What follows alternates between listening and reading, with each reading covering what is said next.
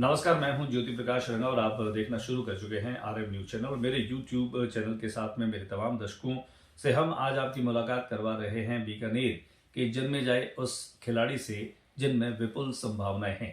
आमतौर पे हर बच्चा ये देखता है कि वह तेंदुलकर बने, विराट कोहली बने या फिर वो शुभमन गिल बने, लेकिन आज हम जिनसे बातचीत और मुलाकात करवा रहे हैं वो हैं बीकानेर के राघव हर्ष।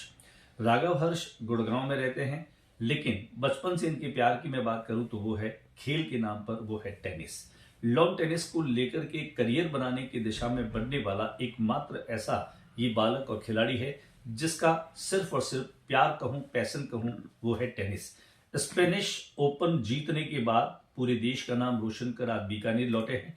एक दिन के प्रवास पर हम उनसे मुलाकात कर रहे हैं, उन्हीं के निवास पर। राघव, पहले तो आपको बहुत बहुत बधाई है। Thank you.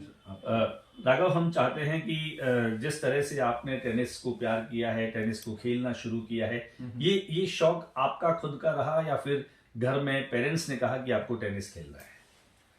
शुरुआत उनने कराया था, वो मेरे को सबसे पहले लेके गए थे, मेरे को बहुत अच्छा लगा और तब से मैंने उनको और भी मेरे को स्पोर्ट्स ट्राई कराए थे, पर मेरे को इसमें सबसे ज्यादा टेनिस में आपकी सबसे ज्यादा रुचि। हाँ। बहुत एनर्जी का खेल है, बहुत स्टेमिना चाहिए होती है टेनिस में। किस तरह की जो है वो आपकी ट्रेनिंग होती है, किस तरीके से इतनी एनर्जी आप लाते हैं? ट्रेनिंग होती है काफ़ी लंबी, पूरे दिन 2 बार टेनिस का होता है, 2 बार जिम का होता है और पूरे पूरे दिन अपनी बॉडी का ध्यान रखना पड़ता है जिससे अगले दिन आप फिर से खेल सको। काफ़ी मुश्किल होता है पर मेरे को ये पसंद आता है, और यह अकेले का स्पोर्ट है तो ये भी मेरे को उसके बारे में बहुत अच्छा लगता है। अकेले का स्पोर्ट है। अन्य जो स्पोर्ट्स की बात हम करें, टेनिस को खेलते हुए आपके जहन में क्या होता है? किसकी तरह खेलना चाहते हैं, किसकी तरह? जैसे हम बात करें, बड़े नाम हैं, मैं इवान लेंडल की बात करूं, बोरिस बेकर की बात करूं, स्टीफन एडबर की बात करूं, जोकोविच की बात करूं, अभी हाल ही में हम देखते हैं अल्कारेज जो है वो बहुत अच्छा खेल रहे हैं। ये तमाम नाम आपके भी जहन में होंगे। हाँ, किसका खेल आपको पसंद है? मेरे को सबसे ज्यादा खेल रॉजर फेडरर का पसंद है, पर अभी उनने लास्ट ईयर रिटायरमेंट ले लिया था टेनिस से जी। पर अभी भी जब भी मैं चाहूँ मैं उनके खेल जाके देख सकता हूँ और मेरे को उतना ही अच्छा लगता है। आपने देखा है रॉजर फेडरर को खेलते हुए? मैंने उनको लाइव नहीं देखा, पर पूरे दिन मैं फेडरर के ही देखता हूँ फिर वीडियो। अच्छा, उनका गेम, जैसे टेनिस में आपके दो तरह का गेम है, एक पावर गेम है, एक सर्व एंड वॉली का गेम है जो कलात्मक कहलाता है। आपकी मास्टरी किसमें? आप पावर गेम खेलते हैं या सर्व एंड वॉली का? सर्व एंड वॉली वाला जो गेम है वो पहले ज्यादा हुआ करता था, आजकल सब लोग लंबा थोड़ा पावर से और उस तरह से खेल रहे हैं, पर इसलिए मुझे जो फेडरर है वो बहुत ज्यादा पसंद है क्योंकि वो दोनों तरह से बहुत अच्छा खेल सकते थे। तो अच्छा, वो काफी स्पेशल प्लेयर है। हिंदुस्तान में अगर हम बात करें राघव, तो कोई बहुत बड़ी अगर उपलब्धि या मैं बहुत बड़े नाम कहूं तो केवल लिएंडर पेस और महेश भूपति।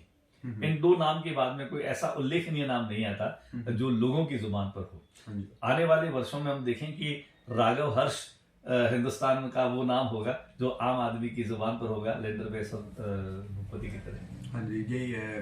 मैं तो यही चाहता हूँ, मेरा आई थिंक यही ड्रीम होएगा सबसे बड़ा कि इंडियन टीम के लिए खेलूं और लोगों का जुबान पे आए मेरा नाम। अच्छा, इंडियन टीम के लिए जो आपको रिप्रेजेंट करना है, इंडियन टीम के लिए खेलना, इसके लिए आपको अभी और कितनी तैयारी करने की जरूरत है? आपको क्या लगता है अभी कितनी वो मंजिल कहाँ है अभी?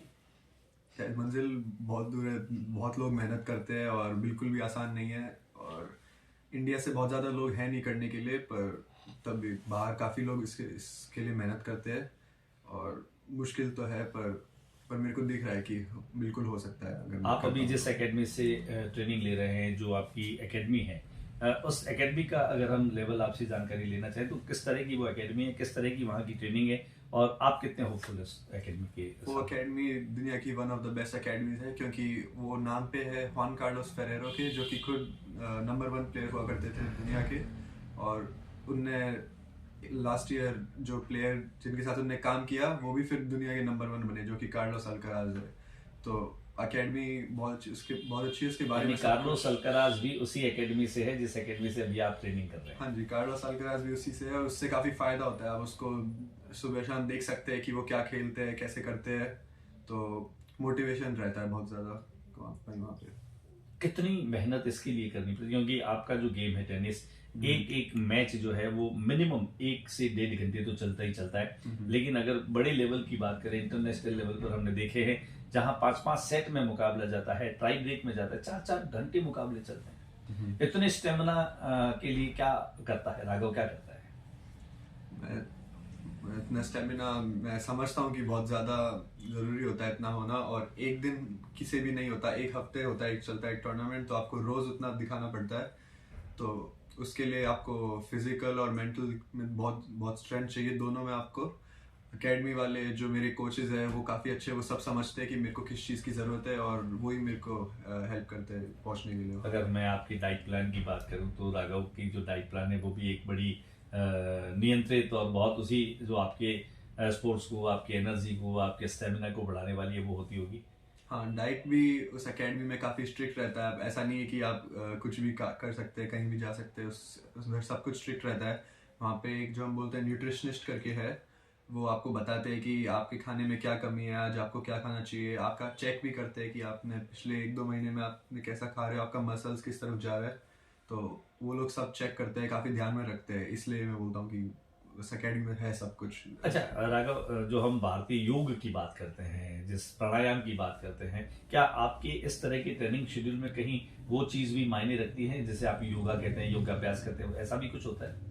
हाँ जी, योगा होता है, और एक मेडिटेशन का वो बहुत महत्व देते हैं वो लोग वहाँ पे, कि अगर आप अपने बॉडी को, दिमाग को अपने कंट्रोल में रखेंगे, तो आप जब खेल रहे होगे तो आपके लिए आपको काफ़ी फ़ायदा दिखेगा।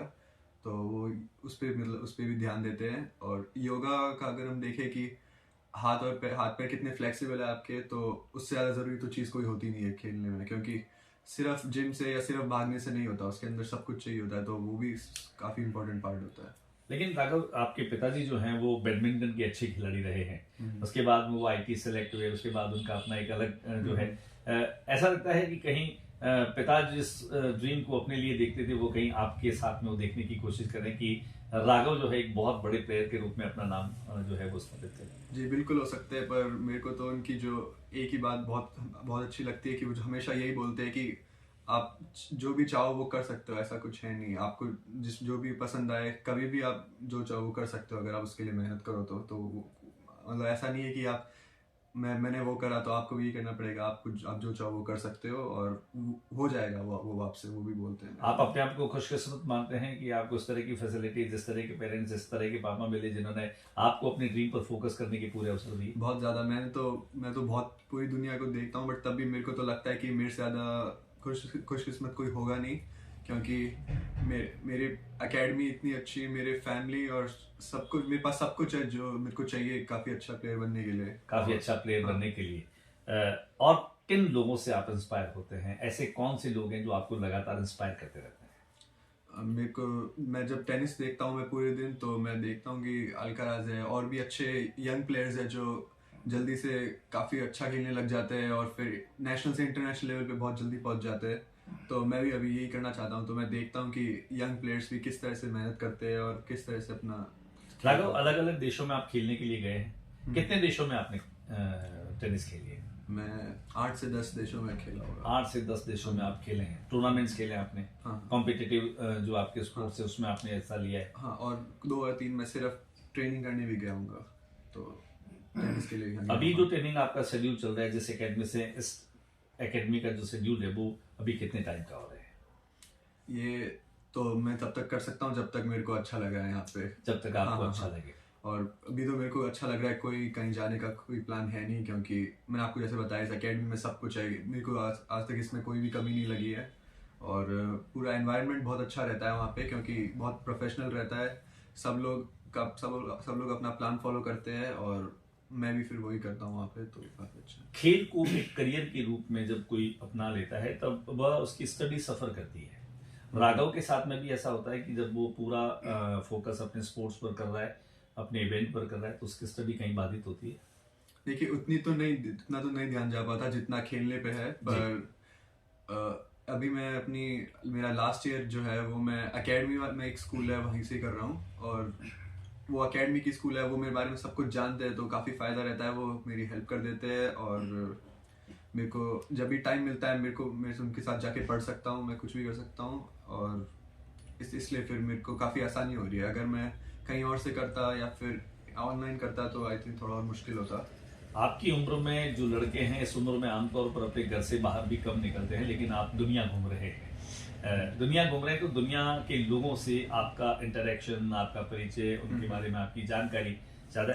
यूथ को लेकर के आप जैसे जो टीनेजर्स हैं खासतौर से, जो जिंदगी में ख्वाब तो देखते हैं लेकिन उनको करना क्या है, उन्हें पूरा करने के लिए उनको नहीं मालूम होता, ऐसे युवाओं को कुछ कहना चाहेंगे राघव? देखिए, मैं तो यही बोल सकता हूँ कि देखो, करना ही पड़ता है आपको। करना ही पड़ता है। हाँ, मेरे को अगर आपका सपोर्ट है तो बहुत अच्छी बात है। मेरे लिए काफ़ी अच्छा सपोर्ट करते हैं मेरे फैमिली, फ्रेंड्स, सब कुछ मेरे लिए, सब कुछ परफेक्ट है। और पर तब भी आपको काफ़ी करना पड़ता है। मैं अभी तक कुछ हूँ नहीं ज़्यादा, पर तब भी रास्ता यही है, आपको खुद ही करना ही पड़ेगा पूरा। अच्छा, राघव के लिए अगर बात करें तो कोई ऐसा डेस्टिनेशन उन्होंने कोई अपना लक्ष्य तय किया है कि राघव जो है वो यहाँ तक अल्टीमेटली जाकर के ही रुकेगा, यहाँ तक वो पहुँचेगा? हाँ, मेरा ड्रीम यही है कि मैं एक दुनिया का नंबर 1 टेनिस प्लेयर बन जाऊँ और एक इंडिया के लिए मैं बहुत ज़्यादा टेनिस खेलें। हाँ, इंडिया के लिए खेल सकूँ मैं, वो इंडिया की टी शर्ट पहन सकूँ मैं, इंडिया की टी शर्ट पहन वो मैं सकें। चाहूँगा। हमारी बहुत बहुत शुभकामनाएं हैं राघव कि आप जल्दी से जो है वो इंडिया की टी शर्ट पहने। हाँ जी। और अभी तक जिस राह पर आप चल रहे हैं वो राह बहुत आसान तो नहीं है, लेकिन आप उस राह पर बेहतर तरीके से चल रहे हैं। हाँ जी, आपका हाँ जी। ये अभ्यास चलता रहे।